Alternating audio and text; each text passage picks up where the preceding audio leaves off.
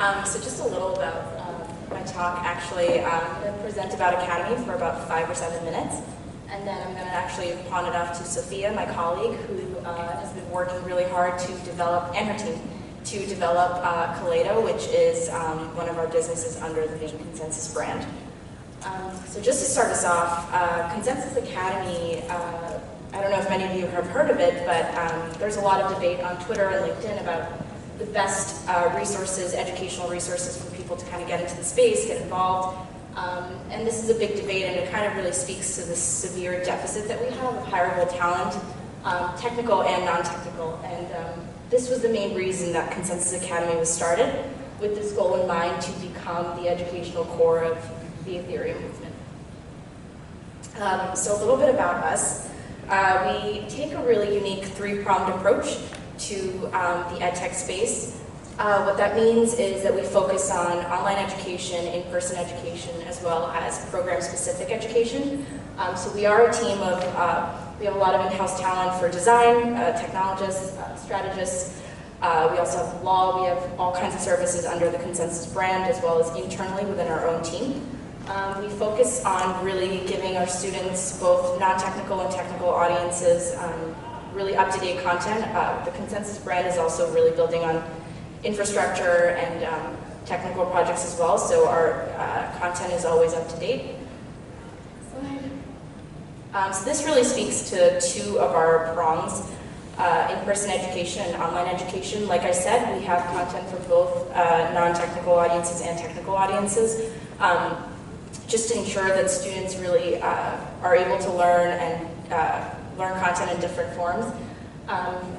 And then this is my focus, specifically in co-branding programs and the MBA Venture Blockchain competition. Academy has released, we did our last round of the MBA competition last year. We partnered with 9 institutions, 7 in the US and 2 internationally. That included Wharton, Harvard Business School, London Business School, etc. So we are really looking to increase our partnerships with universities, as well as increase our number of co-branded partnerships, just to really gain in, reel in talent and reel in more people that know about the Ethereum network. So I strongly urge you guys to get in contact. That is our email addresses above, and then we also have our Facebook and Twitter page. And now I'm going to hand it off to Sophia to talk about Kaleido. Thank you.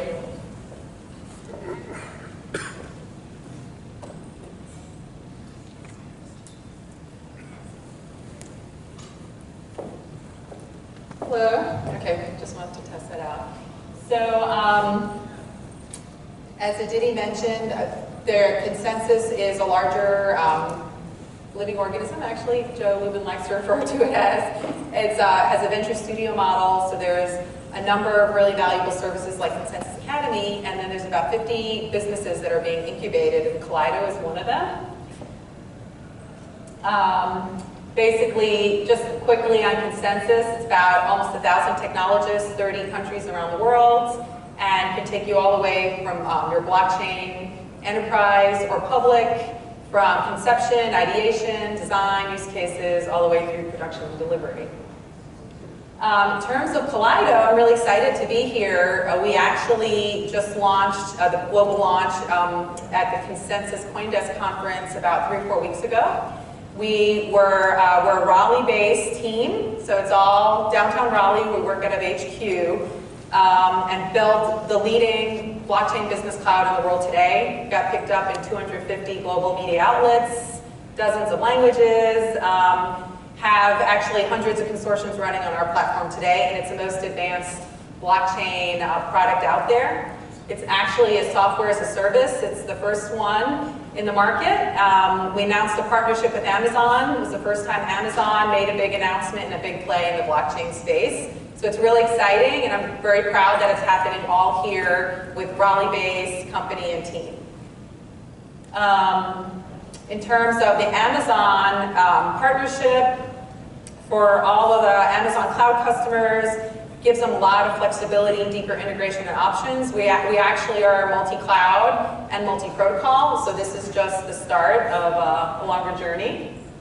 I wanted to give you a flavor of what Kaleido is about. So we actually have a video that hopefully the AV awesome guys can help play. runs about a minute. We tested this before and it worked.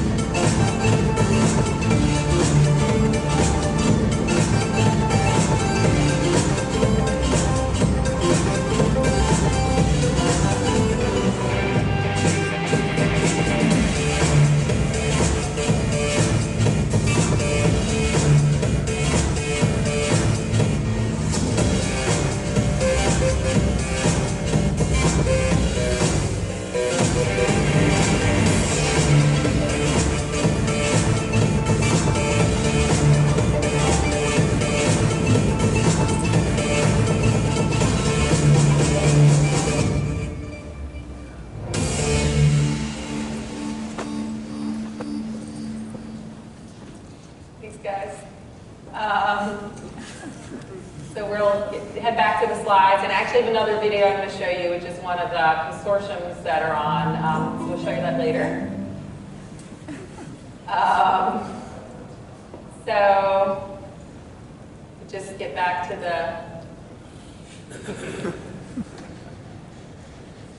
the slide deck. I wanted to take you through a little bit of what we're seeing in the market. So I actually have been working in the blockchain space for a couple of years before co-founding this company here in Raleigh.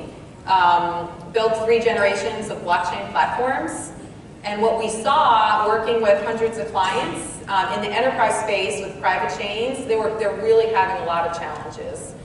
People can see the promise of blockchain, and we all really believe in the benefits to society that we could bring. But there were really 3 main challenges that clients were facing.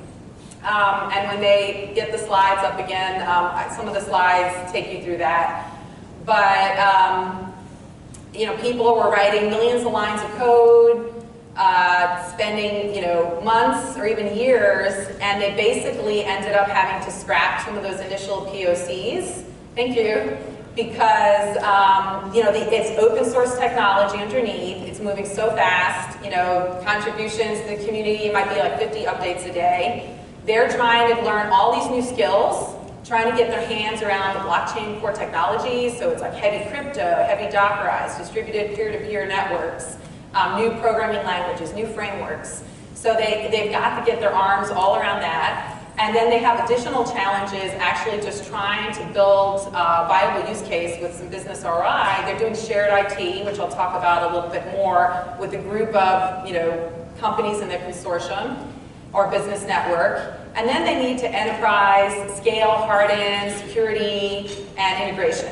So what our mission, after seeing all the struggles people were having, was how can we radically simplify the adoption of these new technologies so that the modern enterprise can deliver those benefits in all sorts of use cases, you know, from, I guess there's some more traditional like finance and post-trade settlement, trade finance, but then the supply chain, and a lot of really great, you know, you just go down the line to healthcare, you know, self-sovereign identity, personal health records, you know, land, title, I mean, anything that's something of value can be put on the blockchain. And a lot of clients, even one consortium we're going to talk about, they literally didn't even have the digital systems, and they're looking at financial inclusion for a huge swath of their country that now can be brought onto the blockchain and greatly improve the quality of life in those towns. So we talked a little bit, like, bringing the benefits of blockchain to society. I think everyone knows that from an enterprise perspective, it's just a trust and transparency. You know, it's better, faster, cheaper. So faster with the finality, I'm doing that more efficiently. And a lot of times, a lot of the costs involved that we pay even as consumers is just because of the risk involved. So de-risking automatically means that you can provide all of these services at a much lower cost. Gardner actually, about a week before we made our public launch, in the Wall Street Journal CIO section, shared a study of over 3,000 CIOs that they had interviewed around blockchain, and only 1% they said they had gotten any sort of meaningful adoption of blockchain. And they list all the reasons why, and it coincidentally mapped exactly what the story we wanted to share about the challenges clients were having. And the reality is blockchain is hard. And on top of that, enterprises really do have a unique set of requirements around organizational identity, auditing requirements, the regulations, compliance they need to meet. And then, just a traditional always trying to lower transaction costs. They want to have the ownership of their platform components and then policies and governance, but they want that to be customizable to their particular needs. So I talked earlier about the challenges our customers were facing, and I got into some of the core technologies really getting in people's way. And before Kaleido, there were scripts and templates in the marketplace, and that could get you so far from an experimentation, but people were getting stuck trying to translate that from the POC then to a pilot. So now you have real data, you have multiple parties, and for the first time, you're moving from managing an app in your data center to the concept of managing an app across everyone's data centers. So everyone owns a piece of the network, but no one's in control of the network. So how do you do something as simple as onboard a new member? And what policies govern that? Who votes? Who decides? Anything that has a life cycle, you want a policy around. How do you know that the smart contract that's running in your network is the one that you signed up for? Is there a way to verify that? How can you see how your nodes are doing? Is there any sort of analytics? So all of this tooling and workflow is built into Kaleido. And then as you move into production, as I mentioned, you really are marrying the problems of blockchain, which are new, with the classic problems of just hardening scaling. You have all these legacy backend systems. The system of record has certain pieces of data that you now need to pull into this integrated solution.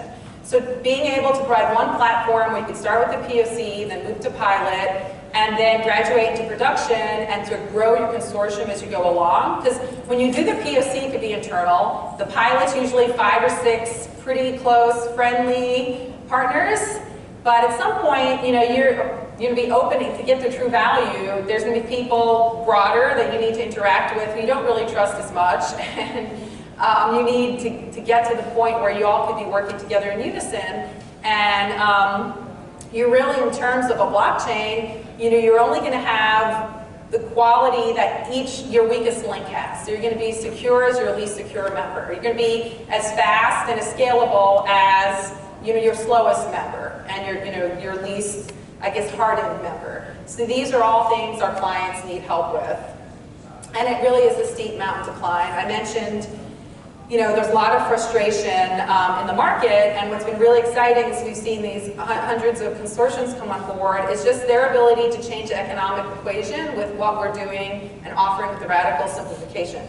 So we're live today, Kaleido.io. You can go on and try it. It's a beta launch, so there's no charge right now, and we anticipate it'll be that way until the end of the year. So plenty of time to iterate, experiment, learn about the technology. We had a bunch of firsts, besides being the first SaaS and the partnership with being first in the Amazon Marketplace. We're their first blockchain partner, so we have the advanced tier status with them. We also are the first to offer multiple protocol options, so we actually have Geth and Quorum, and we have multiple consensus mechanisms, so POA, Raft, and IBFT. So all of these are different levers as you're looking at your use case. You're making trade-offs between, for example, speed and privacy. Then you can experiment, and with click button simplicity, as the video showed, it's just literally a toggle switch in the UI. And you can stand up networks, blow them away, stand up new ones. So it just really creates a very fertile environment for that experimentation. I did want to share, one use case. I just alluded to it briefly around financial inclusion. So we had the chairman of the board, Justo, with us at the ConsenSys conference.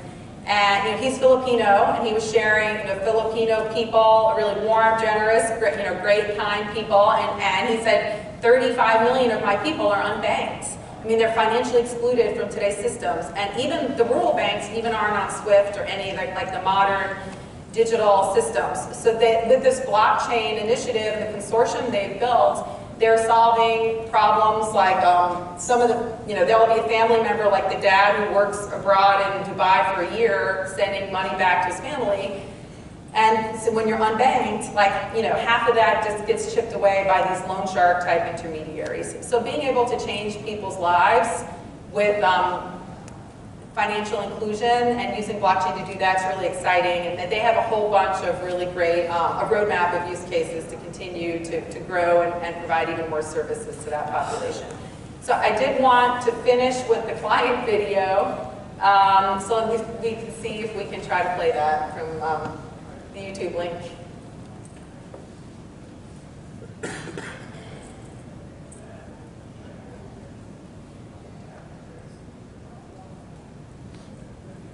I can't see back there, so I don't know. So dark, shadowy fingers.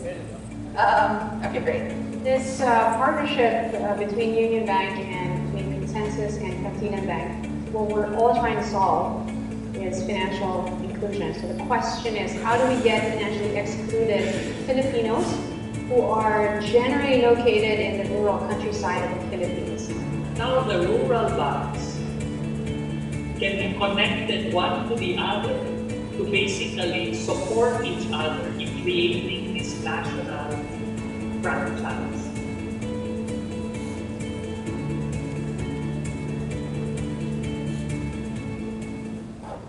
Okay, thank you.